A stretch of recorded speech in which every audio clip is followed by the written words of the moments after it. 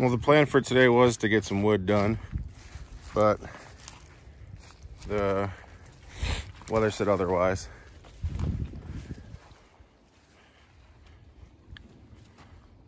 It rained pretty good and we got a good amount, so the ground is fairly saturated. I'm sure as you hear as we walk, you can see it's all soup. Pretty much everywhere you stand, there's soup. So for right now, back here, we're gonna put on a hold as far as this yarding, micro logging operation. Everything's already down. Everything's already on the sides of the trails. We got a nice center trail going in here into the woods so we can start harvesting some of the bigger trees once we take them down. But primarily we're gonna work on up front and harvesting cherry trees in specific. There's one cherry tree here that I wanna harvest, but this will probably be one that we do last. It's got a lot of straight wood on it, so it might be better off for timber as far as the big main stem on the right. And the two left ones probably can just be firewood, but there are some straight pieces to them, but that kind of curves up a butt, you can kind of see. But we're gonna work on doing more specific species of wood. We have a lot of ash down. We have a lot of ash already cut up. Pretty much just have to get it bucked. But we're not really selling a whole lot of wood right now.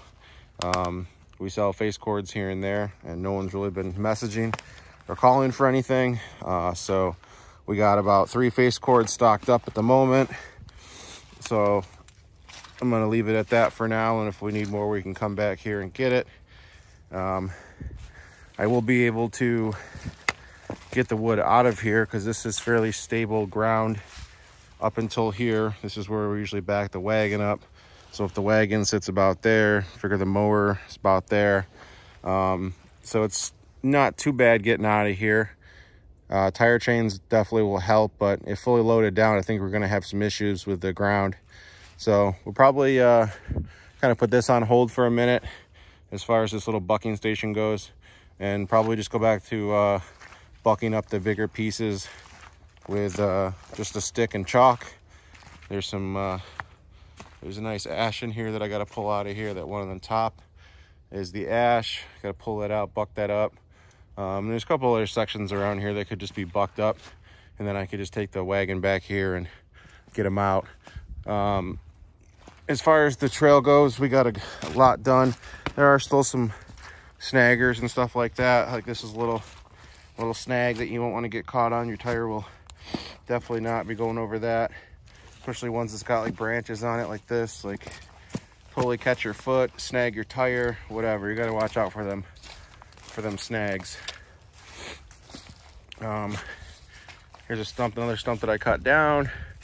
But we're gonna open this trail up more here, but we gotta wait till it kind of dries up a little bit. Otherwise, it's gonna be a big mud fest if we try to come back in here. So we'll call it good on this area for now, and we'll start working in a different area and start getting more stuff chopped up.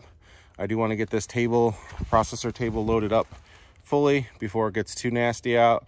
That way the wood can sit up here over the majority of winter and dry out. And then if I do want to come back here and start cutting, I can pretty much do that. The only problem is though, once the wood comes off the processor, I can cut it so fast that it pretty much, you need a conveyor to keep up. So I put a trailer underneath here, and it falls right into the trailer. That's the method I found to do it. I don't have a conveyor. I don't have the money for a conveyor, so that works for now.